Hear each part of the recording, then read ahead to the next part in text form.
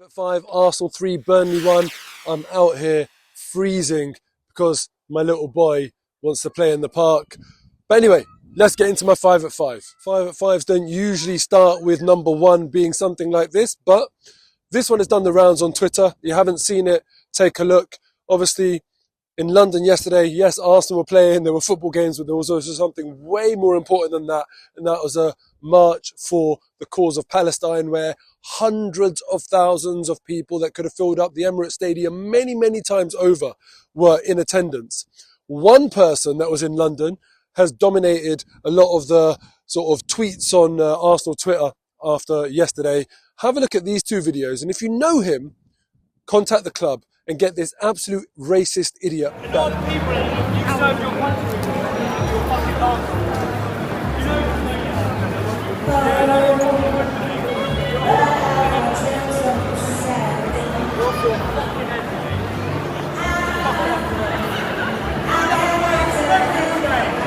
Remembrance Day! What the fuck? You should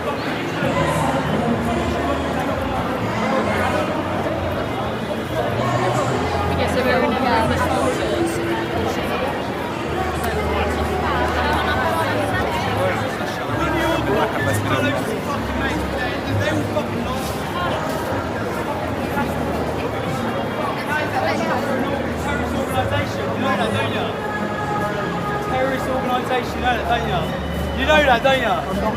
No, come on. What are you here for then? Terrorist fuckers, man. Yeah, you terrorist cunt. Sticking off this country. Go on, keep going. Who are you cunt? Who are you? Fuck off. Who are you fucking hitting? Who are you?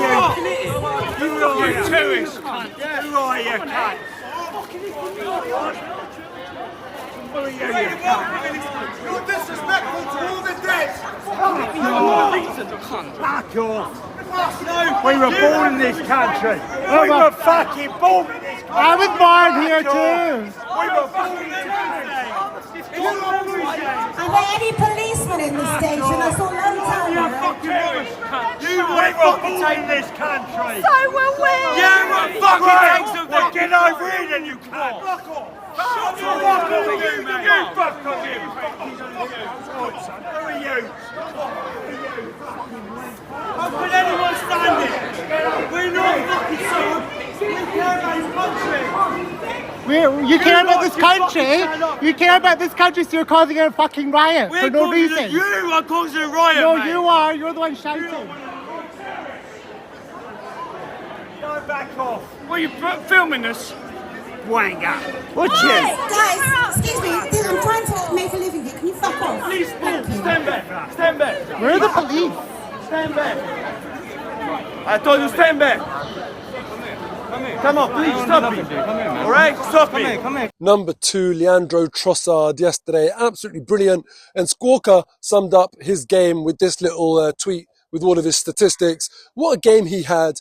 The amount of bravery he showed for that first goal, the desire. When that ball comes in the box, for me, I don't think there's anyone better in the Arsenal team who can just come alive and know where to be and how to finish it just first time more than Leandro Trossard does for Arsenal. He's such a good player, so underrated. And also I think to myself, you know, whilst I say he's underrated, Saka and Martinelli are just so damn good that I actually wouldn't put him in my starting lineup because I think Gabriel Jesus is the best we've got centre forward.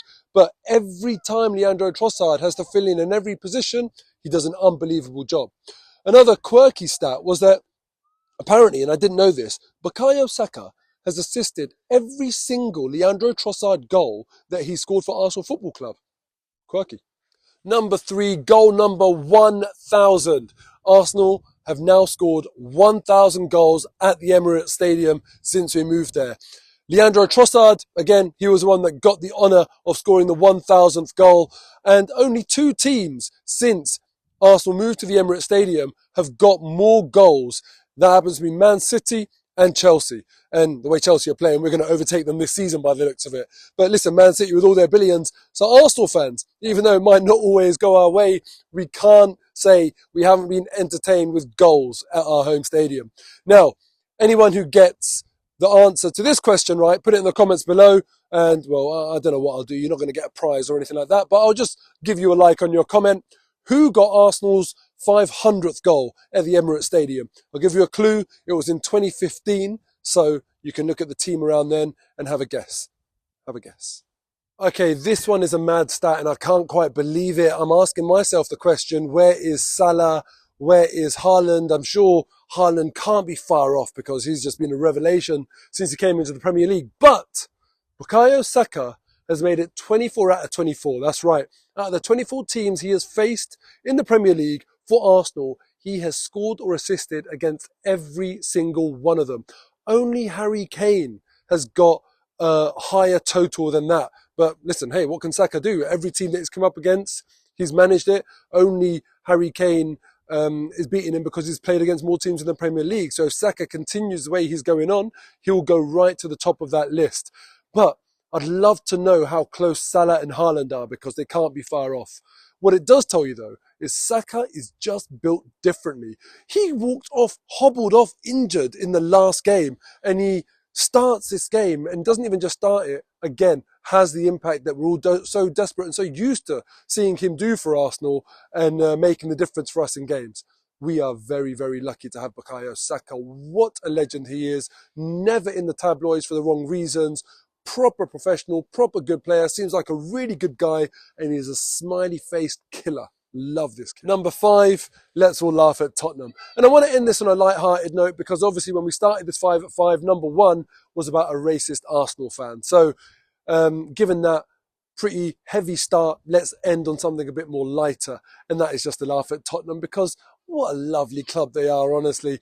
Against Chelsea, playing a stupidly naive high line and getting absolutely battered, but getting all the pundits and all the media all behind them and talking about how great they are. Listen, I'm more than happy for them to do that. And now against Wolves, 2 injury time goals conceded to bottle the game. Tottenham, you always have been bottlers and you always will be bottlers. The amount of Tottenham fans I see getting carried away with Ange Ball and all this nonsense. When are you going to learn? This is just Tottenham. Like Chiellini said, it's the history of the Tottenham. I found that very, very pleasurable to watch. And thankfully, we don't have to put up with 2 weeks of the international break of Tottenham going on about how they're ahead of us in the league or talking about a silly title challenge. Not going to happen. Leave that to the real teams. Anyway, enjoy international break. And Tottenham, so good to have you as well. Thank you for watching the 5 at 5. As ever, free Palestine. I'll see you after the next Arsenal game.